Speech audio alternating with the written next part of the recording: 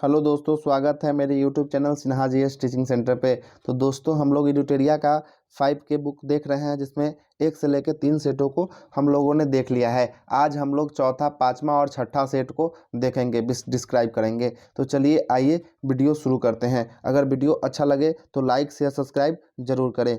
चलिए तो आइए बिना कुछ किए समय आपको स्टार्ट करते हैं। पहला प्रश्न क्या बोलता है?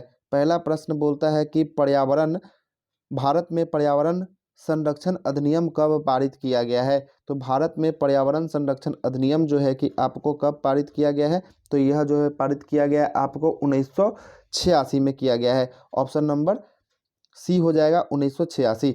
अगले क्वेश्चन पे चलते हैं। अगला क्वेश्चन क्या बोलता है? अगला क्वेश्चन है कि निम्नलिखित में से कौन सा एक कृत्रिम परितंत्र है? तो कौन सा कृत्रिम परितंत्र है? तो यह इसका आंसर बगीचा हो जाएगा। Option number C, option number D बगीचा। अगले क्वेश्चन पे आते हैं। अगला क्वेश्चन है कि निम्नलिखित में से कौन सर्वाधिक ग्रीन हाउस गैस इफेक्ट करता है? तो यह जो है कि कौन सा करता है? तो यह जल वाष्प करता है, जल वाष्प करता है। 4 का ऑप्शन नंबर आपको हो जाएगा, जल वाष्प नहीं, ऑप्शन नंबर 4 का ऑप्शन नंबर आपको हो जाएगा। कौन सा हो जाएगा? कौन सा, कितना क्वेश्चन है? निम्नलिखित में से कौन सा ग्रीन हाउस गैस इफेक्ट करता है?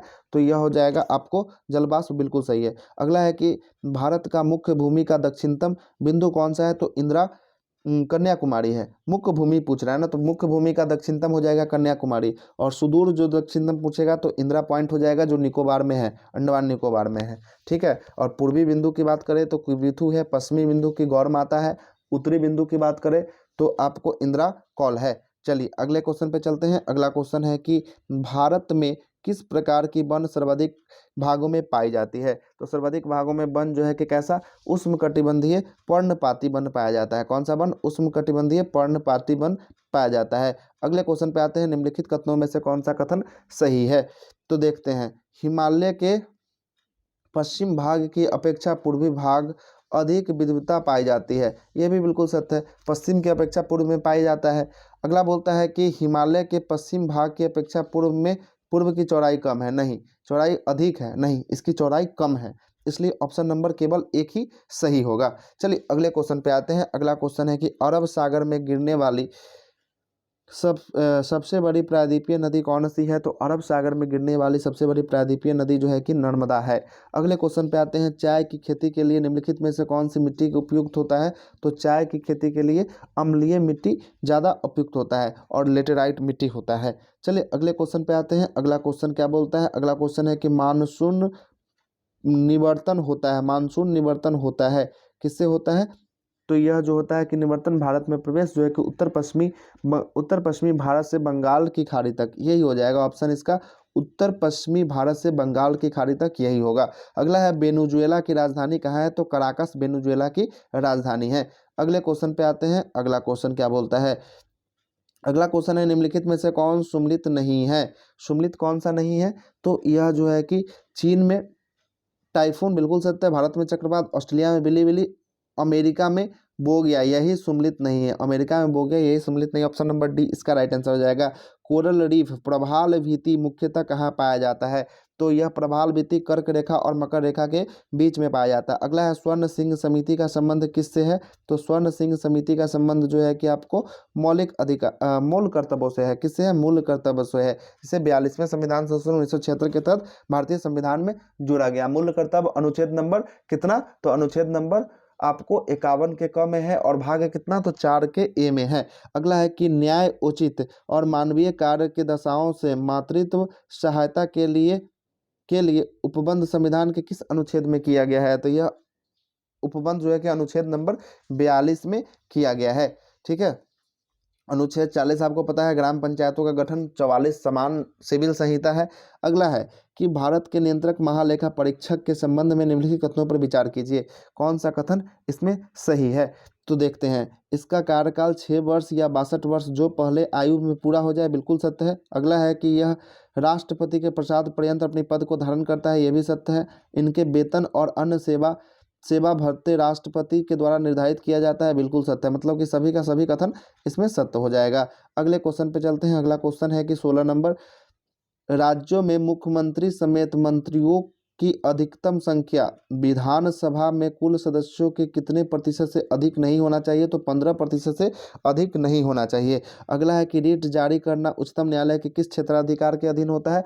तो रिट जारी करना इसके किस क्षेत्राधिकार के अधीन होता है? तो यह होता है कि न्यायाधीश क्षेत्राधिकार के अधीन होता है। अगला है कि दल बदल अधिनियम कब संशोधित पारित कर दिया गया? तो यह जो है कि कब आया था? तो 1985 में ही आया था। अगला है कि सर्वप्रथम प्रत्यक्ष चुनाव का प्रावधान किस अधिनियम से किया गया है? तो 1919 के अधिनियम से किया गया है, जिसे क्या कहते हैं? मॉन्टेग्यू चेम्सफोर्ड कहते हैं। अगला क्वेश्चन आते हैं हम लोग 20 नंबर क्वेश्चन पे। 20 क्या बोलता है कि प्रधानमंत्री का राष्ट्रपति की सूचना प्रदान करने से संबंधित कर्तव्यों का उल्लेख किसमें है? तो अनुच्छेद नंबर 78 में है। अगला क्वेश्चन क्या बोलता है कि निम्नलिखित में से कौन सा देश प्रातः काल शांति काल की भूमि लैंड ऑफ मॉर्निंग काम कहते हैं? तो यह कौन सी भूमि है? तो यह भूमि दक्षिण कोरिया भूमि है। अगले क्वेश्चन पे आते हैं। अगला क्वेश्चन है कि जल संरक्षण दिवस कब मनाया जाता है? तो विश्व जल संरक्षण दिवस जो है कि 22 मार्च को मनाया जाता है। स्वदेशी और बहिष्कार आंदोलन का अनुमोदन कांग्रेस के किस अधिवेशन में किया गया? तो कांग्रेस के बनारस अधिवेशन 1905 में किया गया है।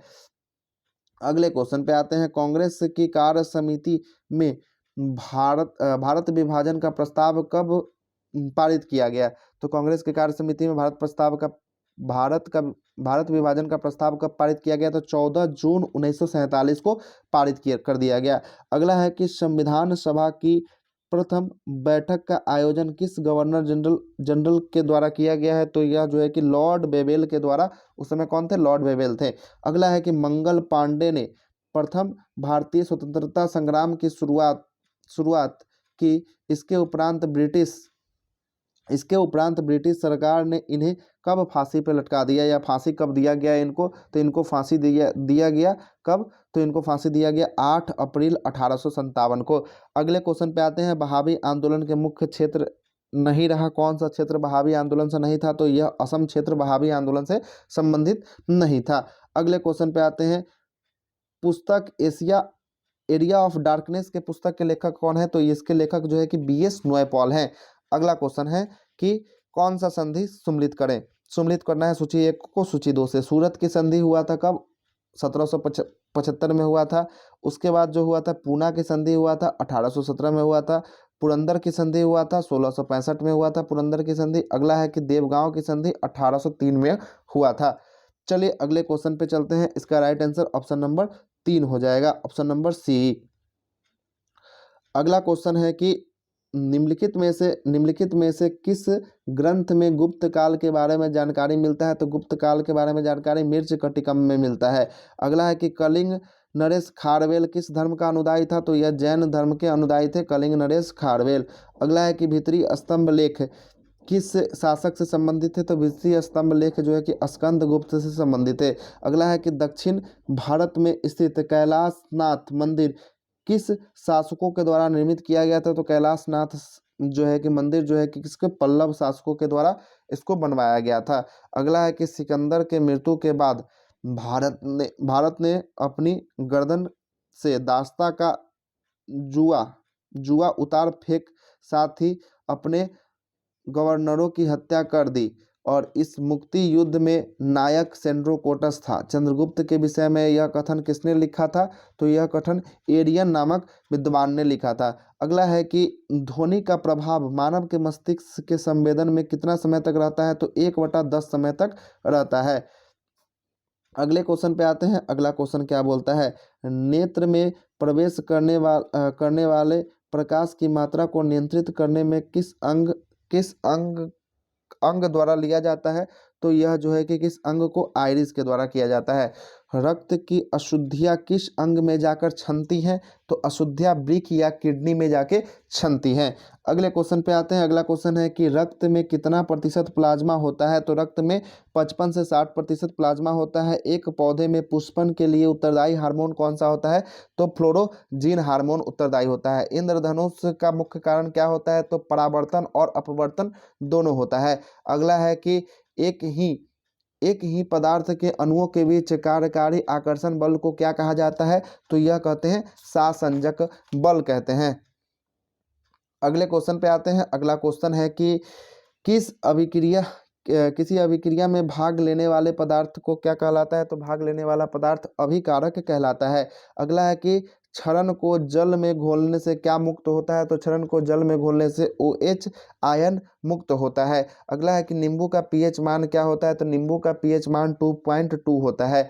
अगले क्वेश्चन पे आते हैं। अगला क्वेश्चन क्या बोलता है कि बादल में वायुमंडल में तैरने का कारण क्या होता है?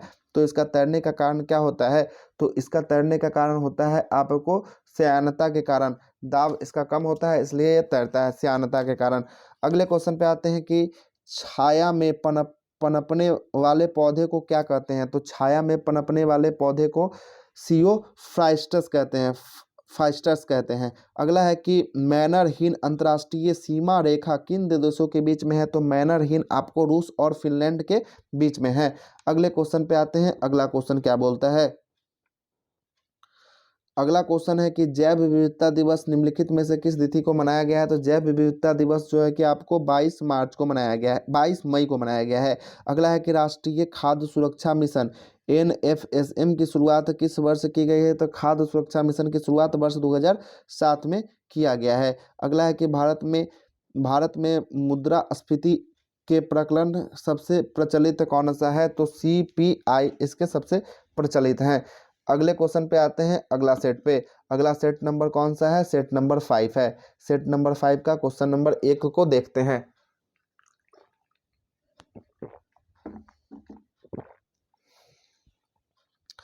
पहला क्वेश्चन है कि फिरोज शाह मेहता द्वारा किस वर्ष बम्बई प्रेसिडेंटी एसोसिएशन की स्थापना किया गया? तो 1885 में किया गया, 1885। अगला है कि मृत घाटी डेथ वैली क्यों प्रसिद्ध है? तो मृत घाटी क्यों प्रसिद्ध है?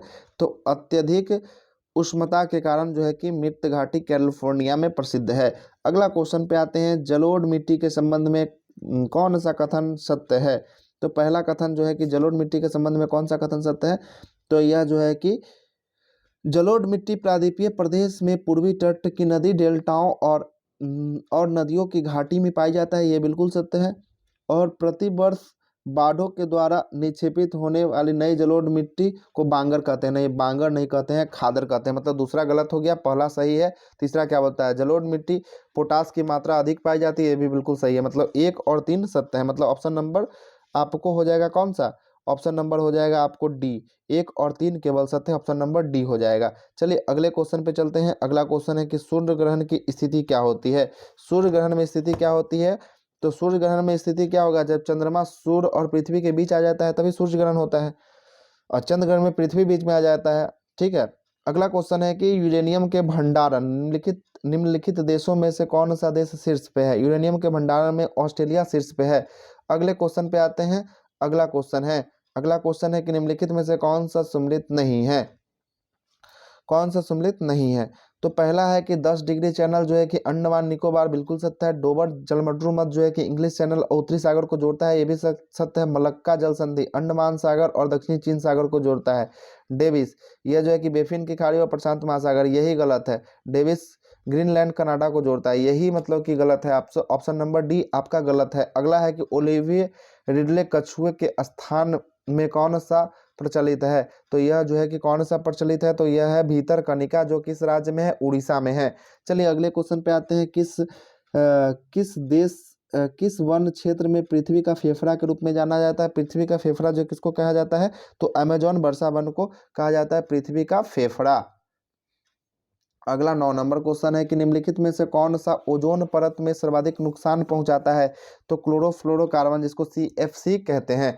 अगले क्वेश्चन पे आते हैं। अगला क्वेश्चन 10 नंबर क्वेश्चन क्या बोलता है कि पारिस्थितिकी तंत्र की संकल्पना किसके द्वारा प्रस्तावित किया गया? तो पारिस्थितिकी तंत्र की संकल्पना जो है कि कौन सा? तो AG ट्रांसले के द्वारा प्रस्तावित किया गया है। अगला है पश्चिम की ओर प्रवाहित होने वाली नदी का क्रम कौन सा है? तो पश्चिम की ओर प्रवाहित होने वाली नदी जो है कि आपको नर्मदा है, माही है और ताप्ती है। महानदी जो है कि पूरब की ओर प्रभावित होता है। मतलब ऑप्शन नंबर 1, 2 और 3 हो जाएगा। ऑप्शन नंबर B इसका सही हो जाएगा। अगले क्वेश्चन पे आते हैं। अगला क्वेश्चन है कि सोडियम हाइड्रोक्साइड और हाइड्रोक्लोरीन अम्ल की अभिक्रिया से सोडियम क्लोराइड और जल बनते हैं, यह कौन सी अभिक्रिया है? तो यह जो अभिक्रिया है कौन? उदासीकरण अभिक्रिया है। निम्न में से कौन ऑक्सीकरण नहीं है। कौन से ऑक्सीकरण नहीं है? तो अब क्षेपण जो है कि ऑक्सीकरण नहीं है। अगला है कि निम्न में से कौन सा अधातु विद्युत का कुचालक होता है? तो कौन सा अधातु जो होता है कि विद्युत का कुचालक होता है? तो ग्रेफाइट जो होता है कि विद्युत का सुचालक, नहीं कुचालक नहीं सुचालक होता है, तो ग्रेफाइट हो जाएगा। अगले क्वेश्चन पे आते हैं। अगला क्वेश्चन है कि रबर निम्न में से किसका बहुलक होता है? तो आइसोप्रीन का बहुलक होता है। अगला है कि वास्तविक वस्तु को हमेशा सीधी प्रतिबिंब बनाने वाला दर्पण कौन सा होता है? तो यह दर्पण होता है समतल दर्पण और उत्तल दर्पण होता है। कौन सा? समतल और उत्तल दर्पण। अगला है कि विद्युत चुंबक बनाने के लिए प्रायः किस पदार्थ की छड़ का प्रयोग किया जाता है? तो यह जो है कि नर्म लोहा का प्रयोग किया जाता है। ऑप्शन नंबर बी, नर्म लोहा। 18वें नंबर क्वेश्चन पे देखते हैं। 18 क्वेश्चन क्या बोलता है कि निम्न में से कौन सा मिश्रण पृथक्करण की विधियां हैं? तो पृथक्करण की विधियां है रवाकरण, आशवन, निस्यदन या ऊर्ध्वपातन। ये चारों की चारों विधि जो है कि आपको है किसका? मिश्रण का पृथक्करण करने की विधि है। अगला है कि मनुष्य में मादा जनन अंग किस हार्मोन में स्रावित होता है? तो मादा जनन अंग जो होता है कि प्रोजेस्टेरोन भी स्रावित करता है, एस्ट्रोजन भी करता है और रिलैक्सिन भी करता है। ये तीनों मादा का जो होता है कि हार्मोन होता है। चलिए अगले क्वेश्चन पे आते हैं। अगला क्वेश्चन 20 नंबर क्या बोलता है? पहला क्वेश्चन 20 बोल रहा है कि सुम्मिलित करें। कौन सा सुम्मिलित है उसको देखना है। तो पहला बोलता है कि टोकोफेरॉल जनन क्षमता में कमी के कारण होता है। ऑप्शन नंबर 3 हो जाएगा। बी होता है नेफ्थोक्विनोन। नेफ्थोक्विनोन जो होता है आपको चोट लगने पर रक्त का थक्का न जमने से अधिक रक्तस्राव होता है। यह नेफ्थोक्विनोन का होता है। थाइमिन जिसको सब कोई जानते हैं बेरी से संबंधित होता है। थाइमिन बेरी से। और साइनोफ्लोविमिंग यह तंत्रिका तंत्र की गड़बड़िया से साइनोफ्लोविंग, मतलब ऑप्शन नंबर ये डी का सही हो जाएगा। तो इसका राइट आंसर हो जाएगा ऑप्शन नंबर बी। अगले क्वेश्चन पे आते हैं। अगला क्वेश्चन क्या बोलता है कि अमीबा में भोजन का अंत ग्रहण किसके द्वारा किया जाता है? तो अमीबा में भोजन का अंत ग्रहण जो किसके द्वारा किया जाता है? तो यह किया जाता है कूटपात के द्वारा किया जाता है। Option number B, option number A कूटपात। अगला है कि निम्न में से कौन सा ऊर्जा का मात्रक है? तो ऊर्जा का मात्रक कौन सा है? तो जूल जो है कि ऊर्जा का मात्रक है। संविधान के किस भाग में सहकारी संबंध समितियों का उपबंध किया गया है? तो सहकारी समिति का उपबंध जो है कि भाग 9 के ख में किया गया है। तो आप जानिएगा भाग 9 और 9 के क में क्या है। तो 9 में आपको पंचायत और भाग 9 के क में नगर पालिका है। अगले क्वेश्चन पे आते हैं। अगला क्वेश्चन है कि निम्नलिखित कथनों पर विचार व्यक्त कीजिए। पहला क्या बोलता है? उच्चतम न्यायालय 6 प्रकार की रीट जारी करता है, नहीं 5 प्रकार की रीट जारी करता है। ठीक, नहीं ये गलत हो गया। जबकि उच्च न्यायालय 5 प्रकार की नहीं, उच्च न्यायालय 6 प्रकार की, यही गलत हो गया। अगला है कि अनुच्छेद 32 के तहत सर्वोच्च न्यायालय रीट जारी करता है, जबकि 226 के तहत हाईकोर्ट रीट जारी करता है। बिल्कुल सत्य है। ऑप्शन नंबर केवल 20 सत्य हो जाएगा। अगले क्वेश्चन पे चलते हैं। अगला क्वेश्चन क्या बोलता है? अगला क्वेश्चन है कि मौलिक कर्तव्य के संबंध में कथनों में से कौन सा कथन सही है? तो मौलिक अधिकार से संबंधित है, मौलिक कर्तव्य से संबंधित है ना। आइए देखते हैं। सरदार स्वर्ण सिंह समिति के सुझाव पर भारतीय संविधान में मौलिक कर्तव्य को जोड़ा गया, बिल्कुल सत्य है। सरदार स्वर्ण सिंह समिति ने संविधान के 8 मूल कर्तव्यों को जोड़ने का सुझाव दिया, ये भी सत्य है। और 42वें संविधान संशोधन 42वें संविधान संशोधन 42वें संविधान संशोधन के द्वारा 10 मौलिक कर्तव्य को संविधान में जोड़ा गया, ये बिल्कुल सत्य है। ठीक है। और वर्तमान में भारतीय संविधान में कुल 12 मौलिक कर्तव्य है, नहीं 11 मौलिक कर्तव्य है। 11 है, मतलब ऑप्शन नंबर डी गलत हो जाएगा। बाकी बात 1, 2 और 3 सही हो जाएगा। खोजिए ऑप्शन नंबर सी पे है 1, 2, 3। अगले क्वेश्चन पे चलते हैं। अगला क्वेश्चन है कि 1919 में भारत शासन अधिनियम की निम्नलिखित में से कौन सी प्रमुख विशेषताएं थी? तो 1919 में भारत शासन अधिनियम की विशेषताएं क्या थी? तो इनकी विशेषताएं केंद्र द्वारा प्रांतों में विधायक शक्ति का हस्तांतरण, बिल्कुल सत्य है। अगला है कि प्रांतों में कार्यकारिणी सरकार में द्वैत शासन प्रक्रिया, बिल्कुल सही है प्रांतों में। और सेंट्रल की बात करेगा तो केंद्र में 1935 के एक्ट के तहत हो जाएगा। ठीक ना। अगला है कि इसके द्वारा पहली बार केंद्रीय बजट पर राज्य के बजट से अलग कर दिया गया, बिल्कुल सत्य है। मतलब कि तीनों का तीनों कथन सही है। अगले क्वेश्चन पे चलते हैं। अगला क्वेश्चन क्या बोलता है? 27 नंबर 27 नंबर क्वेश्चन बोलता है कि स्वतंत्र भारत के पहले मंत्रिमंडल में रेलवे के परिवहन मंत्री का जिम्मा किसे सौंपा गया है। तो रेलवे में परिवहन मंत्री का जिम्मा जो है कि किसको सौंपा गया था, जॉन मथाई जी को सौंपा गया था, जॉन मथाई। अगला है निम्नलिखित में से कौन सा राज्य के नीतिनिर्देशक तत्व सिद्धांत नहीं है। कौन सा सिद्धांत नहीं है, तो यह जो है कि आपको अल्पसंख्यक की भाषा, लिपि और संस्कृति का संरक्षण, यही जो है कि आपको नहीं है। यह आपको मौलिक अधिकार में मिलता है 29 और 30 अनुच्छेद पढ़ने पे आपको। अगला क्वेश्चन है कि लॉर्ड डलहौजी के शासनकाल में लागू व्यक्तित्व सिद्धांत के कारण ब्रिटिश साम्राज्य में शामिल किए गए राज्यों की सूची में शामिल नहीं है। कौन सा सूची शामिल नहीं, तो कौन सा राज्य सही है, तो यह अवध को शामिल नहीं किया गया था। अगला है कि सामाजिक धार्मिक सुधार आंदोलन के दौरान बाल विवाह रोकने के लिए शारदा अधिनियम कब लाया गया, तो शारदा अधिनियम 1930 में लाया गया है। अगले क्वेश्चन पे आते हैं। अगला क्वेश्चन 31 नंबर है। क्या बोलता है कि भारत में हुए किसान आंदोलन में प्रथम भारतीय किसान स्कूल की स्थापना किसके द्वारा किया गया है, तो यह जो है कि स्थापना एनजी रंगा के द्वारा किया गया है। अगला है कि इंडिया मिरर समाचार पत्र के संपादक किसके द्वारा किया गया था, तो इंडिया मिरर का देवेंद्र नाथ टैगोर के द्वारा किया गया था, देवेंद्र नाथ टैगोर। अगले क्वेश्चन पे चलते हैं। अगला क्वेश्चन है कि कांग्रेस के किस अधिवेशन के दौरान पृथक निर्वाचन पद्धति को अस्वीकार कर लिया गया, तो यह किया गया था 1909 के अधिनियम के द्वारा, 1909 लाहौर। अगला है कि मुस्लिम लीग के द्वारा प्रत्यक्ष कार्रवाई दिवस कब मनाया गया, तो मुस्लिम लीग के द्वारा प्रत्यक्ष कार्रवाई दिवस 16 अगस्त 1946 को मनाया गया है। अगला क्वेश्चन पे आते हैं। अगला क्वेश्चन क्या बोलता है, 35 नंबर क्वेश्चन है कि निम्नलिखित में से कौन सा कथन जालियांवाला बाग के संबंध में सही नहीं है। आते देखते हैं। अगला जालियांवाला बाग हत्याकांड जांच समिति हंटर समिति का गठित किया गया था, बिल्कुल सत्य है। सैफुद्दीन किचलू और सत्यपाल मलिक की गिरफ्तारी के विरोध में यह सभा का आयोजन किया गया था, बिल्कुल सत्य है। इसके उपरांत गांधी जी ने केसर हिंद की उपाधि को लौटा दिया।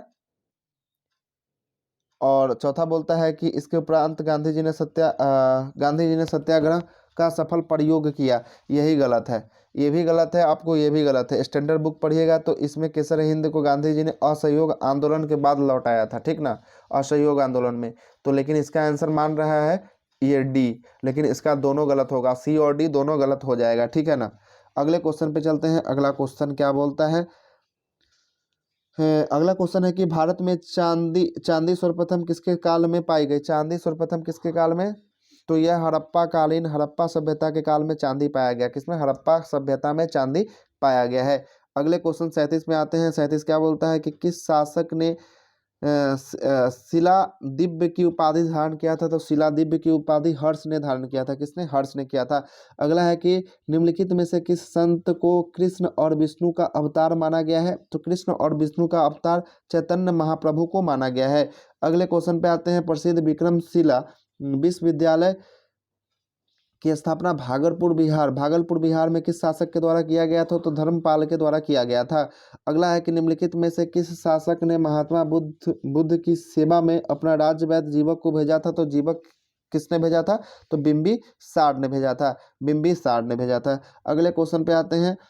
किसके शासनकाल में इब्न बतूता भारत आया था, तो इब्न बतूता जो है कि भारत कौन, मोहम्मद बिन तुगलक के शासनकाल में आया था। अगला है कि हड़प्पा सभ्यता किस प्रकार की सभ्यता थी, तो हड़प्पा सभ्यता जो है कि कांस्य युगीन सभ्यता थी, ऑप्शन नंबर बी। अगला है कि तारीख ए मुबारक शाही नामक पुस्तक किसके द्वारा लिखी गई थी, तो यह है याहा बिन अहमद सरहिंदी के द्वारा यह पुस्तक को लिखा गया था। अगला क्वेश्चन है कि निम्नलिखित में से किस वायसराय के कार्यकाल सबसे लंबा रहा है, तो सबसे लंबा निम्नलिखितों का कार्यकाल रहा है। निम्नलिखितों कब से कब तक थे, तो निम्नलिखितों 1936 से 1943 के कार्यकाल में निम्नलिखितों थे। अगला है कि एनाटॉमी विज्ञान की एक शाखा है जिसमें अध्ययन किया जाता है। इसमें किसका अध्ययन किया जाता है, जानवर और पौधे के संरचना की अध्ययन किया जाता है एनाटॉमी में।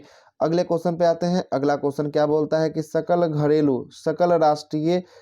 सकल राष्ट्रीय उत्पाद जीएनपी निम्नलिखित में से किसमें शामिल नहीं किया जाता है, तो किसमें शामिल, विदेशी निवासियों का आय इसमें जीएनपी में नहीं शामिल किया जाता है। बाकी वह शामिल किया जाता है, निजी प्रेषण को शामिल किया जाता है, बाह्य ऋणों पर ब्याज शामिल किया जाता है, बाह्य अनुदान को शामिल किया जाता है, लेकिन विदेशी नागरिकों का आय इसमें शामिल नहीं किया जाता है। अगले क्वेश्चन पे आते हैं। अगला क्वेश्चन क्या बोलता है? अगला क्वेश्चन है कि बाजार में मुद्रा आपूर्ति को नियंत्रण करने के साधन के रूप में सरकारी बॉन्डों की बिक्री खरीद को कहा जाता है। क्या कहा जाता है? तो ओपन मार्केट ऑपरेशन कहा जाता है। अगला है कि निम्नलिखित में से कौन सी रिपोर्ट विश्व बैंक के द्वारा जारी नहीं की जाती है? तो ग्लोबल जेंडर रिपोर्ट जो होता है ना, कि option number D, global gender gap report जो होता है कि विश्व बैंक के द्वारा जारी नहीं किया जाता है। अगला क्वेश्चन है कि भारत आयात निर्यात बैंक की स्थापना, इसी को एग्जिम बैंक कहते हैं, इसकी स्थापना 1982 में किया गया था। अगला है कि वैश्विक वित्तीय स्थिरता रिपोर्ट निम्नलिखित में से कौन जारी करता है? तो यह जो है कि IMF के द्वारा जारी किया जाता है, इंटरनेशनल मॉनेटरी फंड के द्वारा इसको जारी किया जाता है। अगले सेट को देखते हैं, सेट नंबर 6, इसका देखते हैं सॉल्यूशन। पहला क्वेश्चन क्या बोलता है? सेट नंबर 6 का फर्स्ट क्वेश्चन बोलता है आपको हेलिना रक्षा उपकरण किन देशों के द्वारा विकसित किया गया है? तो यह जो है कि हेलिना भारत के द्वारा विकसित किया गया है। अगला है कि निम्नलिखित में से कौन सा सम्मिलित नहीं है? तो कौन सा सम्मिलित नहीं है? सुंदरबन जो है कि पश्चिम बंगाल बिल्कुल सही है, भितरकनिका उड़ीसा बिल्कुल सही है, पीताम्बरम तमिलनाडु बिल्कुल सही है, वेबनाड यह कर्नाटक नहीं, यह केरल में है वेबनाड, यही गलत हो जाएगा, ऑप्शन नंबर डी इसका गलत हो जाएगा। तीसरे क्वेश्चन पे चलते हैं कि किस बंदरगाह को कॉफी बंदरगाह के नाम से जाना जाता है? तो यह सोनटास बंदरगाह को कॉफी बंदरगाह के नाम से जाना जाता है।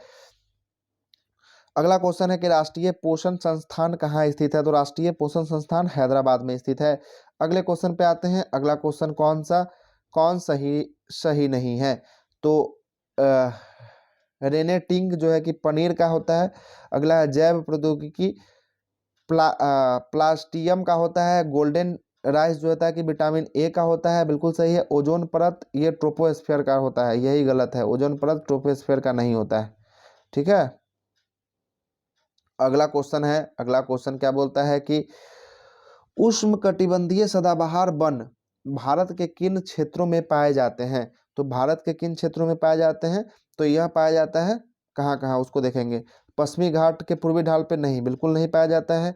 यह अंडमान निकोबार द्वीप समूह में पाया जाता है। और यह पाया जाता है आपको अरावली पर्वत श्रेणी में नहीं, अरावली में भी नहीं पाया जाता है। यह पाया जाता है उत्तर पूर्वी क्षेत्र की पहाड़ी में। मतलब कि 2 और 4 आपको सही हो जाएगा, मतलब ऑप्शन नंबर सी, इसमें अंडमान निकोबार द्वीप समूह पाया जाता है और उत्तर पूर्वी की पहाड़ी में पाया जाता है। अगला 7 नंबर क्वेश्चन को देखते हैं। हिमालयन पर्वत शिखर किसका उत्तरदायित्व है? हिमालयन पर्वत शिखर जो है कि उत्तरदायित्व है बलित पर्वत का उदाहरण है। करैबा वैली, करैबा जो है कि कहाँ है? कश्मीर में स्थित है, करैबा कश्मीर में है। अगला क्वेश्चन है कि किस आंदोलन के दौरान ऑपरेशन जीरो आवर चलाया गया है? तो ऑपरेशन जीरो आवर जो है कि चलाया गया कहाँ पे? भारत छोड़ो आंदोलन के दौरान चलाया गया था। अगले क्वेश्चन पे आते हैं। अगला क्वेश्चन है कि किस व्यक्ति ने रॉलेट एक्ट को जानबूझकर की गई हत्या कहकर संबोधन किया है? तो यह हत्या कहकर संबोधन किसने किया है? तो यह CF एंड्रूज ने कहा है। अगला क्वेश्चन है कि वन संरक्षण अधिनियम को कब पारित किया गया है? तो वन संरक्षण अधिनियम को 1980 में पारित किया गया है, 1980। अगले क्वेश्चन पे आते हैं। इनमें से कौन सी गैस ग्रीन हाउस के लिए उत्पन्न करने वाली गैस होती है? तो ग्रीन हाउस उत्पन्न करने वाली गैस जो है कि आपको इनमें सभी होता है, मीथेन भी होता है, जलवाष्प भी होता है, ओजोन भी होता है, सभी हो जाएगा। अगला है कि सिगरेट के धुएं में मुख्यतः प्रदूषक होते हैं। कैसा प्रदूषक होता है? तो यह होता है आपको बी और सी, मतलब कार्बन मोनोऑक्साइड और बेंजीन दोनों होता है। अगला है कि गैसोहॉल मिश्रण है। गैसोहॉल में क्या मिश्रण है? तो इसमें 90% पेट्रोल और 10% अल्कोहल होता है, गैसोहॉल में होता है। अगला क्वेश्चन है कि यदि एक वस्तु एक समान गति से वृत्ताकार पथ पे गतिशील हो तो उसको क्या कहेंगे? तो उसको कहेंगे हम लोग एक वेग में परिवर्तन होते रहता है, एक वेग के साथ परिवर्तन होते रहता है। अगला क्वेश्चन है सूची 1 को सूची 2 से मिलाना है। सूची 1 को सूची 2 से मिलाना है। आमीटर किससे होता है? तो आमीटर होता है विद्युत से होता है। अगला है आपको हाइग्रोमीटर किससे होता है? सापेक्षिक आर्द्रता से होता है। अगला है बैरोमीटर जो होता है कि दाब से होता है। अगला है वाट जो होता है कि शक्ति से होता है। ऑप्शन नंबर इसका हो जाएगा कौन सा? इसका हो जाएगा ऑप्शन नंबर सी हो जाएगा राइट आंसर। अगले क्वेश्चन पे चलते हैं। अगला क्वेश्चन है कि भारत नामक एक पुस्तक का प्रकाशन किसने किया था? तो यह किया था B.R. अम्बेडकर के द्वारा किया गया है। अगला है कि आधुनिक भारत का निर्माता किसे कहा जाता है? तो आधुनिक भारत का निर्माता राजा राम मोहन राय को कहा जाता है, राजा राम मोहन राय। अगले क्वेश्चन पे आते हैं। अगला क्वेश्चन है कि ड्यूस, डबल फोल्ट जैसे शब्द किससे खेल से संबंधित है? तो यह किस खेल से संबंधित है? तो यह है लॉन टेनिस से संबंधित है। ठीक है, अगले प्रश्न पे आते हैं। अगला प्रश्न है कि प्राक्कलन समिति के संबंध में कौन सा कथन पर विचार कीजिए? तो प्राक्कलन समिति, इसमें सदस्यों की संख्या 25 होती है। प्राक्कलन समिति में नहीं, इसमें प्राक्कलन समिति में 30 होता है। ठीक ना, इसमें सदस्यों की संख्या 10 लोकसभा से और 15 राज्यसभा से नहीं, बिल्कुल गलत है। इसमें 30 का 30 लोकसभा से होता है। इसका कार्यकाल 3 वर्षों का होता है। प्राक्कलन समिति, इसका कार्यकाल 3 वर्षों का होता है, बिल्कुल सही है, इनका कार्यकाल 3 वर्षों का रहता है। कोई भी मंत्री समिति के सदस्य नहीं हो सकते हैं, ऐसा कुछ नहीं है। मतलब केवल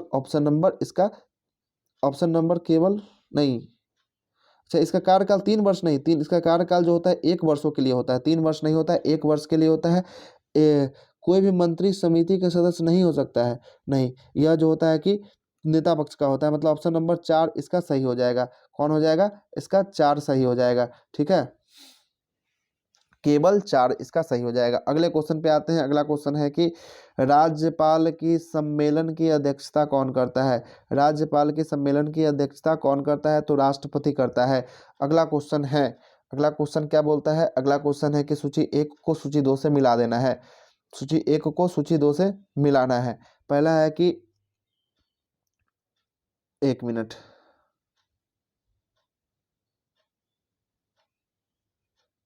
रुकेंगे, इसको मिला लेते हैं। हाँ, पहला है कि भाग 5 में क्या किया गया है? तो भाग 5 में संघ सरकार के वर्णन किया गया है। भाग 10 में क्या किया गया है? 10 में जो है कि आपको भाग 10 में आपको क्या करता है? तो भाग 10 में आपको कहता है कि भाग 20 में आपको है कि संविधान संशोधन की प्रक्रिया, और भाग 15 में है कौन है? निर्वाचन है, और भाग 10 में है अनुसूचित जाति और जनजाति क्षेत्रों का वर्णन है। मतलब ऑप्शन नंबर इसका डी सही आंसर हो जाएगा। चलिए एक बार देख लीजिए, भाग 5 में संघ सरकार का वर्णन मिलता है। ठीक है, अगला है कि भाग 10 में आपको हो गया आपको अनुसूचित जाति और जनजाति क्षेत्र का, भाग 15 में हो गया निर्वाचन, और भाग 20 में हो गया संविधान संशोधन हो गया। ऑप्शन नंबर डी सही है। अगले क्वेश्चन पे चलते हैं। अगला क्वेश्चन है कि आयरलैंड के संविधान से भारतीय संविधान में लिया गया है, क्या लिया गया है आयरलैंड के संविधान से? तो यह लिया गया है राज्य के नीति निषेध तत्व, राष्ट्रपति का निर्वाचन पद्धति और राज्यसभा में सदस्यों का निर्वाचन, यह सभी का सभी आयरलैंड के संविधान से लिया गया है। अगला क्वेश्चन है कि निम्नलिखित में से कौन सा अनुच्छेद उच्च न्यायालय को अभिलेख न्यायालय का दर्जा देता है? तो उच्च न्यायालय को अभिलेख न्यायालय का दर्जा ऑप्शन नंबर बी अनुच्छेद नंबर 215 देता है, 215। चलिए आते हैं अनुच्छेद 216 में क्या बोलता है? 216 में बोलता है कि उच्च न्यायालय का गठन किया जाएगा। 214 में बोलता है राज्यों के लिए हाईकोर्ट होगा। 231 में बोलता है 2 या 2 से अधिक राज्यों के लिए एक हाईकोर्ट होगा। ये सारा क्लियर हो गया हाईकोर्ट से संबंधित। अगला क्वेश्चन है कि भारत का संविधान किस प्रकार का है? तो भारत का संविधान जो है कि साधारणतः एकात्मक और विशेष स्थिति में संगठनात्मक है, यही भारत का संविधान है। अगला है कि भारत के संविधान कहता है कि अवशिष्ट सूची किसके पास होगा? तो अवशिष्ट सूची जो होगा कि संघ के संसद के पास होगा। ऑप्शन नंबर सी हो जाएगा इसका राइट आंसर। अगले क्वेश्चन पे आते हैं। अगला क्वेश्चन क्या बोलता है? 27 नंबर क्वेश्चन बोलता है कि किस प्रस्ताव 1 मिनट 27 नंबर क्वेश्चन बोलता है कि किस प्रस्ताव को पारित किए जाने पर मंत्रिमंडल की इस्तीफा देनी पड़ेगी? तो यह अविश्वास प्रस्ताव जो है कि उसको पारित कर दिया जाएगा, तो मंत्रिमंडल को इस्तीफा देना पड़ जाएगा। अगला है कि लोक लेखा समिति से संबंधित कौन सा कथन सही है? लोक लेखा समिति से संबंधित, ठीक है, तो लोक लेखा इसमें सदस्यों की संख्या 22 होती है, बिल्कुल सही है। इसमें राज्यसभा से 15 और लोकसभा से 7, नहीं ये गलत आपको लग रहा है। ठीक है, 28, इसमें आपको ये गलत लग रहा है। यह जो होता है कि 15 होता है लोकसभा से और 7 होता है राज्यसभा से, और इस समिति के सदस्य प्रति वर्ष अनुपातिक प्रतिनिधित्व का आधार पर चयन किया जाता है, बिल्कुल सही है। इसका कार्यकाल भी 1 वर्षों का होता है। मतलब 1 और 3 सही है, 2 आपको गलत है। ठीक है, अगले क्वेश्चन पे चलते हैं। अगला क्वेश्चन क्या बोलता है? अगला क्वेश्चन 29 है। गिल्ट रिज मार्केट निम्न से किसके संबंधित है? तो यह जो है कि किससे संबंधित है? तो सरकारी प्रतिभूतियों के व्यापार से संबंधित है। अगला है कि चालू खाता के संदर्भ में किस वर्ष रुपये को पूर्ण रूप से परिवर्तनीय घोषित कर दिया गया है? तो घोषित किया गया था 1994 ईस्वी में किया गया था, 1994 में। अगला है कि डोया मेटिना गर्त और खाई किस महासागर में स्थित है? तो यह जो है कि कहाँ पे? हिंद महासागर में स्थित है। अगला है कि बारमूडा बारमूडा त्रिभुज या त्रिकोण किस महासागर में है? तो यह जो है कि उत्तरी पश्चिमी अटलांटिक महासागर में है, उत्तरी पश्चिमी अटलांटिक महासागर में है। अगला है कि अगण्य चट्टान ग्रेनाइट का रूप है। ग्रेनाइट का कौन सा रूप है? तो ग्रेनाइट का होता है कि नीस होता है, ग्रेनाइट का नीस होता है। अगले क्वेश्चन पे चलते हैं। अगला क्वेश्चन 34 है। क्या बोलता है कि अंतरिम सरकार में मुस्लिम लीग के कितने प्रतिनिधित्व को शामिल किया गया? तो मुस्लिम लीग के कितने प्रतिनिधित्व? 5 प्रतिनिधित्व को अंतरिम सरकार में शामिल किया गया था। अगला है कि अनवर ए सुहाइली किसकी फारसी में अनुवाद किया गया है? किसकी फारसी में यह अनुवाद किया गया है? तो यह जो है कि पंचतंत्र की फारसी में अनुवाद किया गया है। अगला क्वेश्चन है कि भारत में प्रिंटिंग प्रेस का आगमन किस देश से मानी जाता है? तो प्रिंटिंग प्रेस का आगमन जो होता है कि पुर्तगाल का देन है। अगले क्वेश्चन पे आते हैं कि राजा राम मोहन राय की मृत्यु के पश्चात ब्रह्म समाज का नेतृत्व किसने किया था? तो ब्रह्म समाज का नेतृत्व जो है कि आपको द्वारिकानाथ टैगोर के द्वारा किया गया था। कौन? द्वारिकानाथ टैगोर। अगले क्वेश्चन पे आते हैं। निम्नलिखित में से किन व्यक्तियों ने द्वितीय गोलमेज सम्मेलन में भाग लिया था? तो द्वितीय गोलमेज सम्मेलन में भाग किसने लिया था? तो यह गांधी जी लिए थे भाग, सरोजिनी नायडू ली थी भाग, और और मदन मोहन मालवीय लिए थे, और मौलाना आजाद यह नहीं लिए थे दूसरे गोलमेज सम्मेलन में। 1, 2, 3 सही हो जाएगा। ऑप्शन नंबर डी इसका सही है। अगले क्वेश्चन पे आते हैं। अगला क्वेश्चन है कि भक्ति आंदोलन को दक्षिण से उत्तर की ओर लाने का श्रेय किसे जाता है? तो भक्ति आंदोलन को दक्षिण से उत्तर की ओर लाने का श्रेय रामानंद को जाता है। अगला क्वेश्चन पे आते हैं। अगला क्वेश्चन क्या बोलता है? अगला क्वेश्चन है कि सूची 1 को सूची 2 से मिलाना है। प्रथम बौद्ध संगीत किसके शासनकाल में हुआ था? तो प्रथम बौद्ध संगीत जो हुआ था आपको किसके शासनकाल में? तो यह हुआ था अजात शत्रु के शासनकाल में। किसके शासनकाल में? अजात शत्रु के शासनकाल में हुआ था। दूसरा है द्वितीय बौद्ध संगीत। द्वितीय बौद्ध संगीत किसके शासनकाल में हुआ था? तो द्वितीय बौद्ध संगीत जो हुआ था कालाशोक। तीसरा है अशोक, और चौथा कौन है? कनिष्क है। ठीक है। पहला हुआ था राजगिरी, दूसरा वैशाली, तीसरा पाटलिपुत्र, चौथा कुंडलवन कश्मीर में हुआ था। ठीक है। और एक और पूछ देता है, इसको भी याद रखेंगे। उस समय कौन कौन से अध्यक्ष हुए थे? तो पहला हुए थे महाकश्यप, दूसरा में सावक मीर, तीसरा में मोगलीपुत्र तीस, चौथा में वसुमित्र अध्यक्ष और अश्वघोष उपाध्यक्ष बने थे। अगले क्वेश्चन पे चलते हैं। अगला क्वेश्चन है 41 नंबर क्वेश्चन क्या बोलता है देखेंगे। अगला है कि गांधी जी निम्नलिखित आंदोलनों को क्रमानुसार व्यवस्थित कीजिए। क्रमानुसार व्यवस्थित करना है। इसका सबसे पहले हो जाएगा ये देखिए, अहमदाबाद मिल हड़ताल 1917 में हुआ था। उसके बाद खेरा खेरा हुआ था 1918 में। उसके बाद रॉलेट एक्ट 1919 में आया था। असहयोग आंदोलन 1920 में हुआ था। मतलब ऑप्शन नंबर डी हो जाएगा इसका सही। अगला है कि नाभिक के अलावा कोशिका के किस कोशिकांग में डीएनए होता है? तो नाभिक के अलावा कोशिका के किस कोशिकांग में डीएनए होता है? तो माइक्रोकॉन्ड्रिया में डीएनए होता है। अगले क्वेश्चन पे चलते हैं। 43 नंबर क्वेश्चन, किन गुणों से हार्मोन में एंजाइम से भिन्न होता है? किन गुण के कारण हार्मोन जो होता है कि एंजाइम से भिन्न होता है? तो यह होता है किन गुण? तो यह सभी प्रकार के प्रोटीन नहीं होते हैं, इसी गुण के कारण यह भिन्न होता है। ठीक है। अगले क्वेश्चन पे चलते हैं। अगला क्वेश्चन क्या बोलता है? 44 नंबर देखते हैं क्वेश्चन को। क्वेश्चन है कि निम्न में से कौन सा रोग विटामिन ए की कमी के कारण होता है? तो विटामिन ए की कमी के कारण कौन सा रोग होता है? तो यह होता है जीरोपथैलेमिया होता है। कौन सा? जीरोपथैलेमिया होता है। अगला है कि एक बायोटेक्निक जिसे अल्ट्रासोनिक ध्वनि का उपयोग किया जाता है वह कौन सा होता है? तो वह जो आपको होता है सोनोग्राफी किया जाता है, सोनोग्राफी। अगले क्वेश्चन पे आते हैं। अगला क्वेश्चन है, यदि लोलक की लंबाई 4 गुनी कर दी जाए तो लोलक के झूलने की अवधि पर क्या प्रभाव पड़ेगा? तो झूलने की अवधि पर इसमें दोगुनी होती है, झूलने की अवधि दोगुनी होती है। वायु अंगार गैस किसका मुख्य घटक होता है? तो CO कार्बन डाइऑक्साइड, CO2 नहीं, कार्बन मोनोऑक्साइड, और उसके बाद N2 और CO2 ये सबका मुख्य घटक होता है। N2 और CO2 का मुख्य घटक होता है कौन सा? वायु अंगार गैस। अगला क्वेश्चन है 48 नंबर। क्या बोलता है कि निम्नलिखित में से कौन सा हार्मोन पीयूष ग्रंथि से स्रावित नहीं होता है? तो पीयूष ग्रंथि से स्रावित होने वाला हार्मोन जो होता है कि कैस्टिटोनिन हार्मोन जो स्रावित नहीं होता है। मादा जनन तंत्र किसका मुख्य जनन अंग को कहा जाता है? मादा जनन तंत्र में किसको मुख्य जनन अंग कहा जाता है? तो यह कहा जाता है डिंब वाहिनी नलिका को कहा जाता है, इसको फिलिपियन ट्यूब भी कहते हैं हम लोग। अगला है कि निम्नलिखित में से कौन